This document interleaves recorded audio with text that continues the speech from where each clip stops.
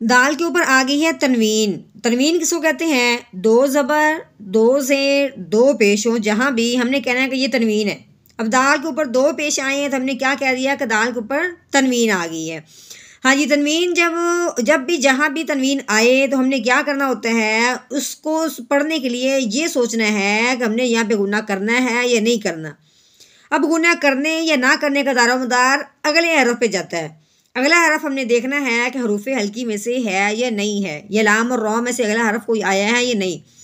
अगर तो आगे हरूफ हल्की में से कोई हरफ आ जाए तो हमने नून तनवीन पे गुना नहीं करना होता। नून साकिन भी हो तो उस पर भी गुना नहीं होता। हाँ जी, आगे यहाँ पे सिर्फ तनवीन की बात हो रही है। हाँ जी, तनवीन के बाद आगे जब हमने देखा है कि वो हमज़ा हरूफ हल्की में से है, जो हमने हरूफ हल्की याद किए हैं उनमें से हमज़ा आ गया है, अब हमने तनवीन पे गुना नहीं करना, क्योंकि हम तोड़ कर रहे हैं इसलिए हमने वक़फ़ को छोड़ के आगे पहले देखा है। जब वक़फ़ करेंगे तो इसकी बात मुकम्मल हो जाएगी, यानी इसके बाद लैदा हो जाएगी। तो जब हमने देखा है कि हमज़ा हरूफ हल्की में से है, अब हमने तनवीन पे गुना नहीं करना, तो कैसे पढ़ेंगे? दाल दो पेश दुन। ठीक है, अगर तो हम यहाँ पे गुना करते हैं तो फिर हमने दुन इस तरह करके करना था, इज़हार का गुना हो जाता है। लेकिन अब हमने गुना नहीं करना तो कैसे पढ़ेंगे? दुन आहदुन। ठीक है,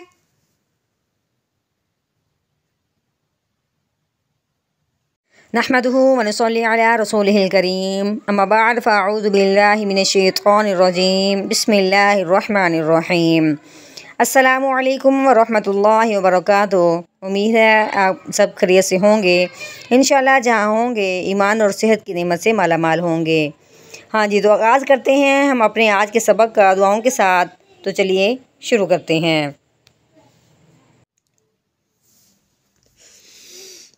अल्लाहुम्मा सल्ली अला सय्यिदिना व मौलाना मुहम्मदिन व अला आलि सय्यिदिना व मौलाना मुहम्मदिन व बारिक व सल्लिम।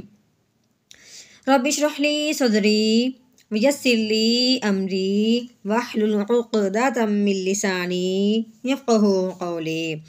Rabbi ज़िदना इल्मा, rabbi ज़िदना इल्मा, rabbi ज़िदना इल्मा।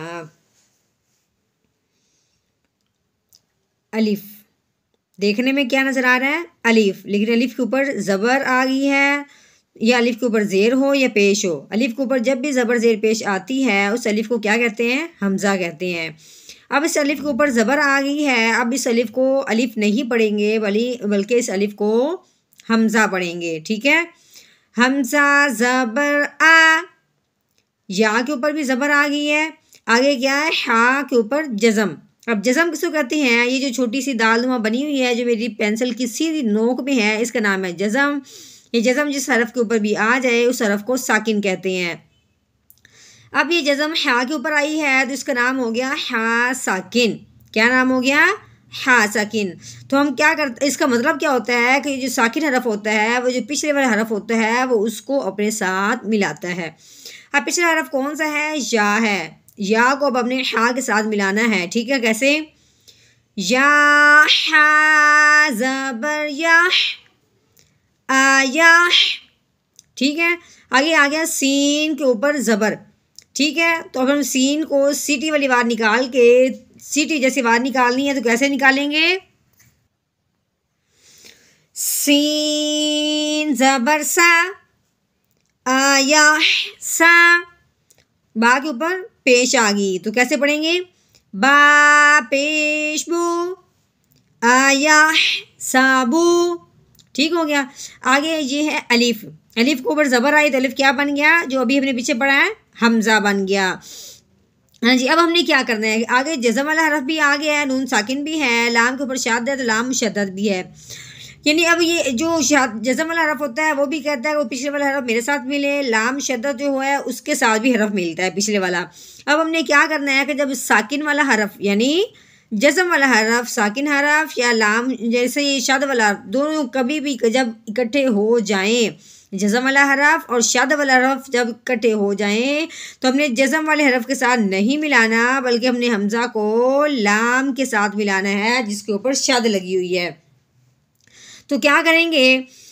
हमज़ा को लाम के साथ मिलाएंगे।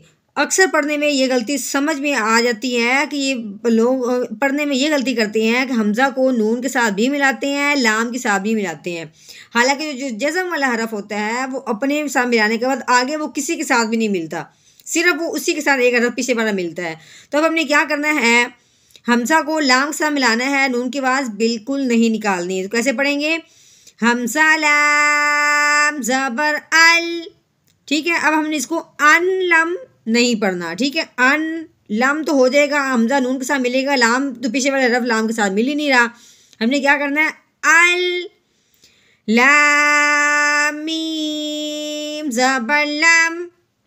हाँ जी, ये देखो ये है मीम साकिन, मीम के ऊपर जज़म आई तो मीम साकिन हो गया। तो मीम साकिन के बाद अगर बा आ जाए, ये तो या है ना, अगर मीम साकिन के बाद बा हो तो हमने मीम साकिन पे गुन्ना करना है। अगर मीम साकिन के बाद बा ना हो तो हमने मीम साकिन पे गुन्ना नहीं करना। अब यहाँ पे या है तो अब हमने गुन्ना नहीं किया, तो कैसे पढ़ा है, लम। अगर हम गुन्ना करते तो फिर हमने मुंह बंद करके नाक में से आवाज़ निकालनी थी, लम, इस तरह करके, ठीक है। अब हमने क्या पढ़ा है, लम अलम, ठीक है।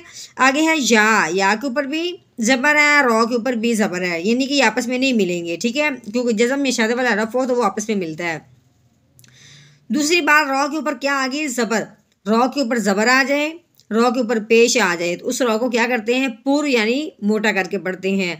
अगर तो यानी रॉ के नीचे ज़ेर हो तो उस रॉ को बारीक पढ़ते हैं। तो अब हमने क्या करना है, या ज़बर या, रो ज़बर रो, ठीक है। इसको रा नहीं पढ़ना बल्कि रो को पुर करके पढ़ना है, रो ज़बर रो, या रो। हा के ऊपर उल्टा पेश है, हा के ऊपर मद भी है, इसको अपने हमने 3 अलिफ के बराबर लंबा करना है। कैसे, हा मद उल्टा पेश हु, या रो हु, ठीक है। आगे ये अलिफ, अलिफ ऊपर फिर ज़बर आ गई तो अलिफ हमज़ा बन गया, ठीक है।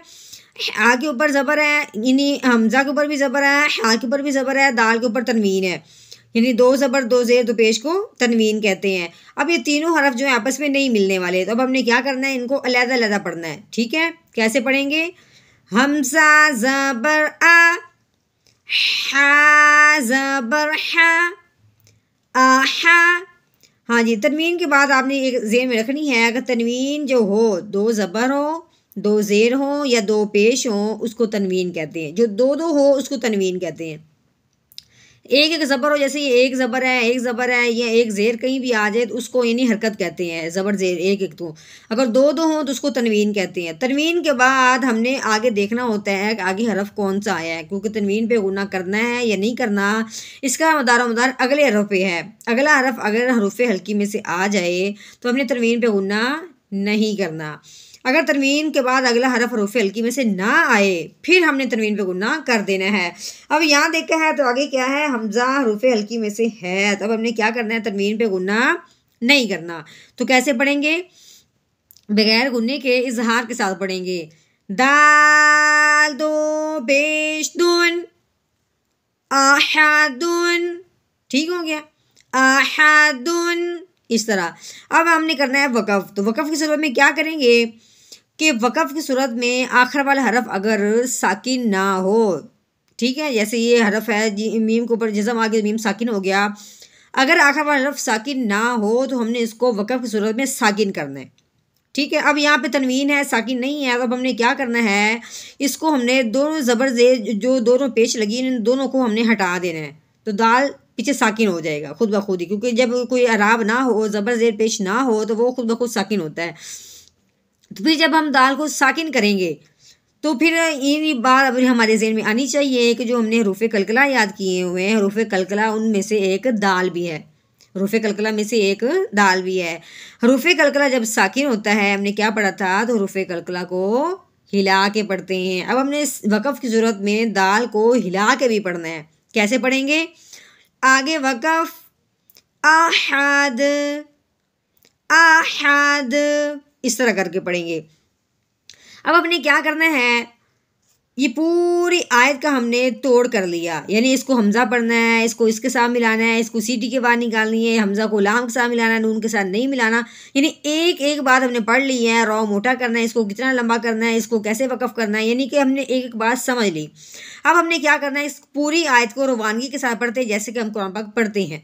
ठीक है, अभी तो हमने इजरा किया ना, तोड़ किया है। अब हमने एक तो इसको रवानगी के साथ पढ़ना है, दूसरा हमने आउज़ बिल्लाह बिस्मिल्लाह को और इस आयत को इस तरह पढ़ना है कि हमारा लहजा भी अच्छा और खूबसूरत बने, हम कुरान पाक पढ़ें और हमें खुद भी सुकून आए और सुनने वाले को भी अच्छा लगे। ठीक है, तो शुरू करते हैं।